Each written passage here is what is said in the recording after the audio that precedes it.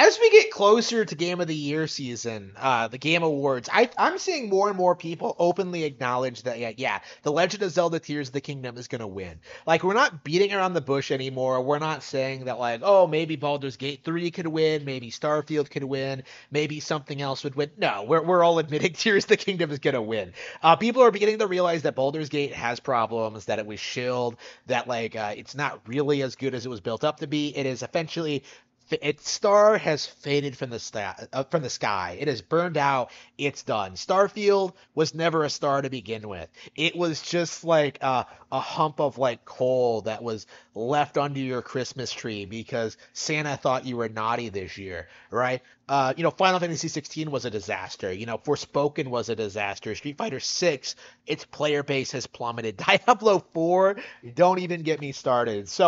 And meanwhile, the more I play Tears of the Kingdom, because I actually just started playing it again last weekend. The more I play Tears of the Kingdom, the more I realize how good this game actually is, right? The more I realize that, like, oh wow, you can find the more the play you game, the more you realize what there is to do, right? You can explore the depths. You can find schema stones. You can like upgrade your equipment. You can like fight super bosses. You can like go on side quests or side adventures or find hidden shrines and just like spend legit real talk, like probably over like 200 hours exploring everything in this game.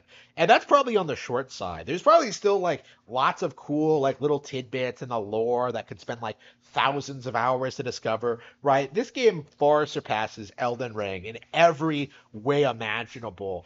And it feels like we're kind of in that phase where people are finally starting to acknowledge it, right? Like I'm finally starting to see people like really appreciate like wow, the vehicle building, the world design, the changes from Breath of the Wild, the depths, like the sky, like the combat, the boss fights, the locations, the armor set, like the variety of things you can do and how you can approach them and the crazy amount of things that you can do in this game, right? Like it is just an incredibly well-designed open world experience that really can't be matched. It's crazy how like this is a game where I went back to the beginning.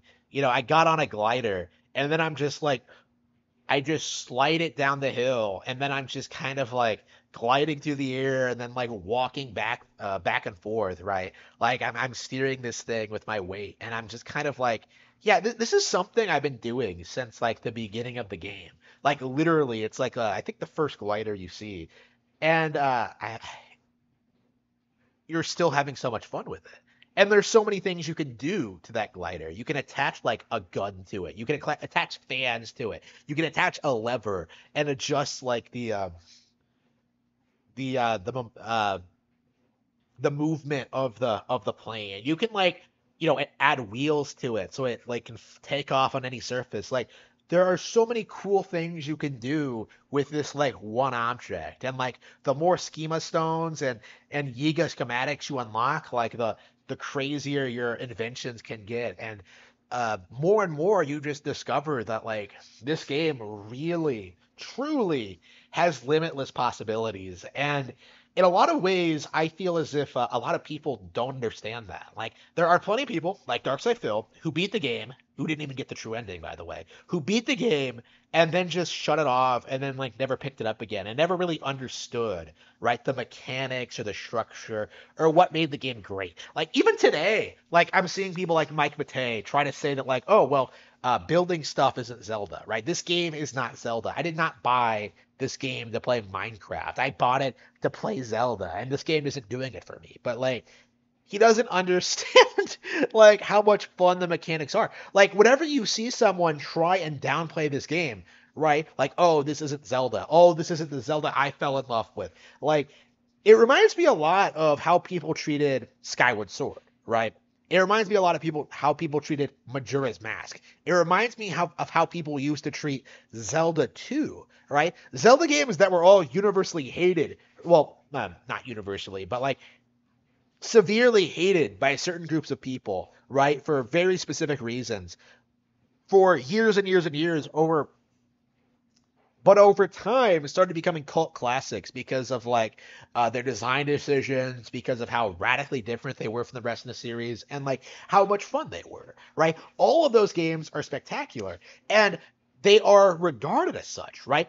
The nonsensical early bird like damage control complaints coming from like pretendos, game journalists, YouTubers, like desperately trying to find something to complain about when it comes to this experience, they aren't going to stick, right? Like it really does remind me of just how people tried to downplay Breath of the Wild when it first came out. Like remember how many people like seriously tried to tell you that like Horizon Zero Dawn was going to like outstrip this thing, and it was going to be like a very highly contested race between like these two major console exclusives, Breath of the Wild versus Horizon Zero Dawn, and 6 years later, Tears of the Kingdom is one of the best selling titles of the year, and Forbidden West is like not even a footnote in the history of last year, right? Nobody even remembers Zero Dawn, right? Like nobody can tell you anything about the setting or the world or the structure, like what actually happens in Horizon Zero Dawn, because it's so boring and forgettable. But like for Breath of the Wild and its sequel have established themselves as gaming classics, right? Right? We are seeing certain groups of people try and do the same thing with Tears of the Kingdom, but like in a lot of ways, it's less effective, right? Like in a lot of ways, it feels as if like over the past several years, like the online gaming community has lost like a lot of its credibility, right? We've seen a lot of games that were like hated online, that were like mocked and made fun of, like become highly successful. I think like the obvious example is like Animal Crossing New Horizons, right? Like I remember when people were saying that like launching it on the same day as Doom Eternal was a mistake for Nintendo because Animal Crossing would get overshadowed by this much more hardcore, mature release. But in reality, Doom Eternal is the one that got stopped, right? Animal Crossing has become one of the best-selling games ever, and then like Doom Eternal can't even sell for like $5 on the eShop, right? Like that's how severe the gap was between Animal Crossing and Doom Eternal, and everyone thought it would be the other way around, right? And we're seeing the same thing with like a lot of these major Nintendo releases, right? Not necessarily to the same extent, but like it is there. Super Mario Bros. Wonder is going to outsell Spider-Man 2. Nobody's talking about that. WarioWare Move It is going to be a lot more popular than people give it credit for. Super Mario RPG is going to be a lot bigger than people give it credit for, right? Like all these games are like hugely successful and popular, right? But the industry is doing everything it possibly can to kind of stop them from being as regarded as such. And I think Tears of the Kingdom is a really good example of that, is because this is obviously one of the best games ever made. It's a follow up to one of the best games ever made. The game that won Game of the Year 2017, right? Breath of the Wild, Tears of the Kingdom, the sequel to that. Like so many people want this game to fail, right? So many people want to convince themselves that this is going to be it. This is the end of the Zelda IP. Nintendo is going third party. This is it. Baldur's Gate is going to win, and then all the Nintendo fans are going to cry. No, like, there is really nothing that Jeff Keighley or the Game Awards can do to downplay Tears of the Kingdom, like, long term, right? If they give Tears of the Kingdom Game of the Year award, fine, right? They gave it to the actual winner. But if they try giving it to something else, if they try blindsiding us, like it'll be a repeat of what happened in 2020 with Animal Crossing New Horizons versus The Last of Us Part 2. The Last of Us Part 2 won, but its legacy is so poor that it ended up destroying the company, destroying PlayStation by association, and is now like probably not even going to get a sequel. Meanwhile, like New Horizons is like remembered as like more than a simple Game of the Year winner, right? And I do think that's kind of the way to look at this going forward, is that these major Nintendo releases, like the Mario Odysseys, the ARMS, the Splatoons, the the Tears of the Kingdom, right? These are bigger than the Game of the Year awards. These are better than Armored Core 6 or Hi-Fi Rush or Forspoken or Final Fantasy 16 or Diablo 4 or Overwatch or anything else that like the industry wants to try to sell you on, right? right? These are the average Nintendo game is actually the below average Nintendo game, because this applies to like the below average Nintendo game is better than like the absolute tippy top cream of the crop like best games ever made on other platforms, right? Like that's the reality we live in, right? And I think anybody who plays Nintendo, who experiences this console, who really takes the time to really like experiment with like these different IPs and these developers and these ideas, right? Like who play all of these different games. Like anybody who owns a Switch understands the long-standing value of these games and the console itself. It's crazy how I can go back whenever I want and play ARMS, play WarioWare Get It Together, play stuff like, Kirby Return to Dreamland Deluxe, or, recently I was, Tears of the Kingdom, right?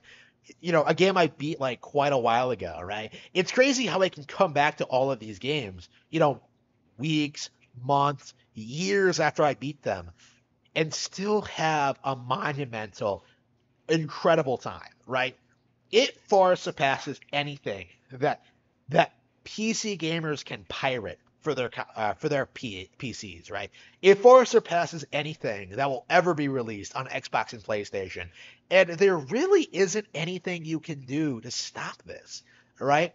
All you can do is cry about Baldur's Gate 3. All you can do is try to convince yourself that Cyberpunk Phantom Liberty is a good game. All you can do is try and act as if Spider-Man 2 is worth getting excited for, right? All you can do is just hold out hope that eventually, for inexplicable reasons, people will just get tired of the Switch, sales will drop off, and Nintendo will be forced to release a Switch 2, which will not do very well, right? That is what you are desperately hoping for right now, and it is simply not going to happen. Tears of the Kingdom is more than the best game released of 2023.